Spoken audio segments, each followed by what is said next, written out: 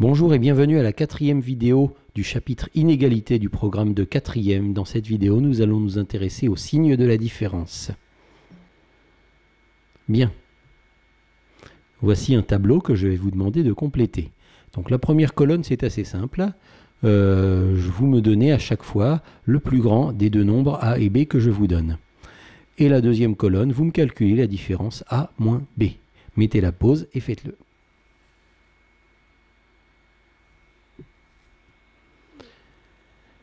Bien, on va d'abord remplir la première colonne.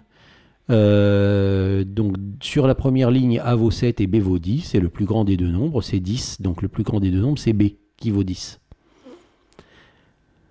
Sur la deuxième ligne, A vaut moins 15 et B vaut 9. Alors lorsque vous avez un négatif et un positif, le plus grand c'est toujours le positif. Je vous rappelle que le plus grand de deux nombres, c'est celui qui est situé le plus à droite sur la droite graduée. Donc le plus grand c'est B qui vaut 9. Lorsque A vaut moins 3,8 et B vaut moins 6, vous avez deux nombres négatifs et c'est à vous de voir lequel est le plus grand, c'est-à-dire lequel est situé le plus à droite sur l'axe des nombres. Eh bien, le plus grand, c'est A qui vaut moins 3,8. Et A vaut 0,48, B vaut moins 2,5. Là, vous avez un négatif et un positif. Le plus grand, c'est toujours le positif, puisqu'il est à droite de 0 sur la droite graduée, alors que le négatif est à gauche, donc le positif est forcément à droite du négatif. Et donc là, le plus grand, c'est A qui vaut 0,48. Donc calculons A moins B et faisons attention aux signes, parce qu'il y a des pièges. A moins B, c'est 7 moins 10 sur la première ligne. 7 moins 10, ça fait moins 3. A moins B sur la deuxième ligne, c'est moins 15 moins 9. Moins 15 moins 9. Les additions de relatifs, on raisonne en termes de gains et de pertes. Moins 15 moins 9, ça veut dire je perds 15 et ensuite je perds 9. Les pertes s'accumulent, en tout j'ai perdu 24. Donc la distance A moins B, c'est moins 24. D'accord, non, c'est pas une distance, la différence, excusez-moi. A moins B, attention, ça n'est pas moins 3,8 moins 6 sur la troisième ligne. C'est moins 3,8 moins 6. Il y a deux moins qui se touchent. Il y a le moins de l'opération A moins B et il y a le moins du moins 6. Donc moins 3,8 moins 6. Et on a vu dans le chapitre opération sur les relatifs que lorsqu'on avait moins, ça voulait dire plus. Donc c'est moins 3,8 plus 6. Autrement dit, je perds 3,8, je gagne 6. Et le résultat, c'est que je gagne 2,2. Donc c'est plus 2,2. Et enfin, A moins B, 0,48 moins 2,5. Pour la même raison qu'avant, il y a les deux moins qui se touchent. Ça fait 0,48 plus 2,5. Et ça, c'est une addition de relatifs. Ça fait 2,98. Voilà. Donc, qu'est-ce qu'on va remarquer après avoir fait ce tableau? Quel est le signe de A moins B lorsque le plus grand des deux nombres est A? Vous avez vu? Lorsque le plus grand des deux nombres est A, c'est les deux dernières lignes du tableau. Et à chaque fois, je m'aperçois que A moins B est un nombre positif. Quel est le signe de A moins B lorsque le plus grand des deux nombres est B?